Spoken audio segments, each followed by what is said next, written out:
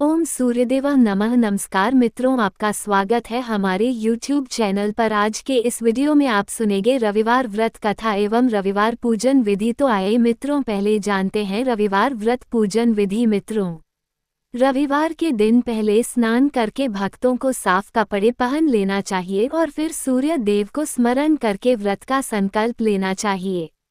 और मित्रों, संकल्प लेने के बाद मंदिर में भगवान सूर्य की मूर्ति की स्थापना करनी चाहिए। इसके बाद भगवान सूर्य को स्नान करवाएं और उन्हें सुगंध पुष्प अर्पित करें।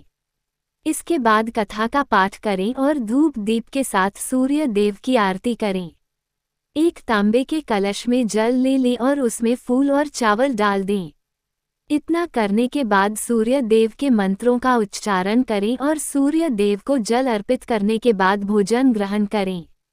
अब मित्रों सुनिए रविवार व्रत कथा। रविवार व्रत की पौराणिक कथा के अनुसार प्राचीन काल में एक बुढ़िया रहती थी। वह नियमित रूप से रविवार का व्रत करती। रविवार के दिन सूर्योदय से पहले उठकर बुढ़िया स्नानादि से निवृत्त होकर आंगन को गोबर से लीपकर स्वच्छ करती। उसके बाद सूर्य भगवान की पूजा करते हुए रविवार व्रत कथा सुनकर सूर्य भगवान का भोग लगाकर दिन में एक समय भोजन करती। सूर्य भगवान की अनुकंपा से बुढ़िया को किसी प्रकार की चिंता एवं कष्ट नहीं था। धीरे धीरे उसका घर धन धान्य से भर रहता था। उस बुढ़िया को सुखी होते देख उसकी पड़ोसन उससे जलने लगी। बुढ़िया ने कोई गाय नहीं पाल रखी थी, अतः वह अपनी पड़ोसन के आंगन में बंधी गाय का गोबर लाती थी। पड़ोसन ने कुछ सोचकर अपनी गाय को घर के भीतर बांध दिया। रविवार को गोबर न मिलने से बुढ़िया अपना आंगन नहीं लीप सकी। आंगन न लीप पाने के कारण उस बुढ़िया ने सूर्य भगवान को भोग नहीं लगाया और उस दिन स्वयं भी भोजन नहीं किया। सूर्यास्त होने पर बुढ़िया भूखी प्यासी सो गई।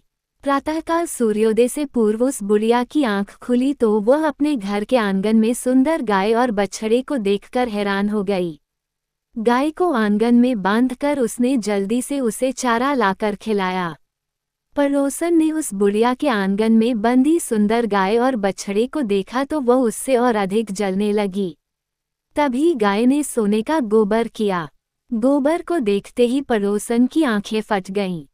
पड़ोसन ने उस बुढ़िया को आसपास न पाकर तुरंत उस गोबर को उठाया और अपने घर ले गई तथा अपनी गाय का गोबर वहां रख आई। सोने के गोबर से पड़ोसन कुछ ही दिनों में धनवान हो गई।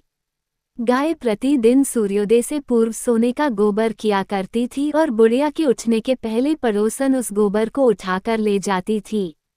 बहुत दिनों तक बुढ़िया को सोने के गोबर के बारे में कुछ पता ही नहीं चला। बुढ़िया पहले की तरह हर रविवार को भगवान सूर्यदेव का व्रत करती रही और कथा सुनती रही।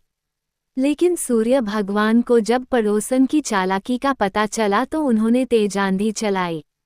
आंधी का प्रकोप देखकर बुढ़िया ने गाय को घर के भीतर बांध दिया।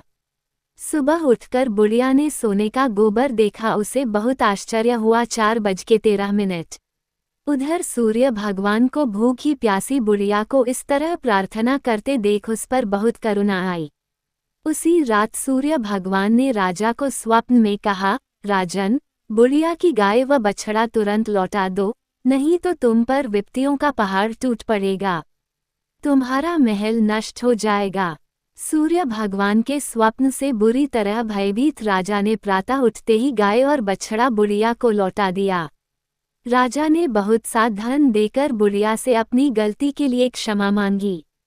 राजा ने पड़ोसन और उसके पति को उनकी इस दुष्टता के लिए दंड दिया। फिर राजा ने पूरे राज्य में घोषणा कराई कि सभी स्त्री पुरुष रविवार का व्रत किया करें। रविवार का व्रत करने से सभी लोगों के घर धन धान्य से भर गए। राज्य में चारों ओर खुशहाली छा गई। स्त्री पुरुष सुखी जीवन यापन करने लगे तथा सभी लोगों के शारीरिक कष्ट भी दूर हो गए। उस दिन के बाद बुढ़िया गाय को घर के भीतर बांधने लगी। सोने के गोबर से बुढ़िया कुछ ही दिन में बहुत धनी हो गई। उस बुढ़िया के धनी होने से पड़ोसन बुरी तरह जल भूनकर राख हो गई और उसने अपने पति को समझा बुझाकर उसे नगर के राजा के पास भेज दिया। सुंदर गाय को देखकर राजा बहुत खुश हुआ। सुबह जब राजा ने सोने का गोबर देखा तो उसके आश्चर्य का ठिकाना ना रहा।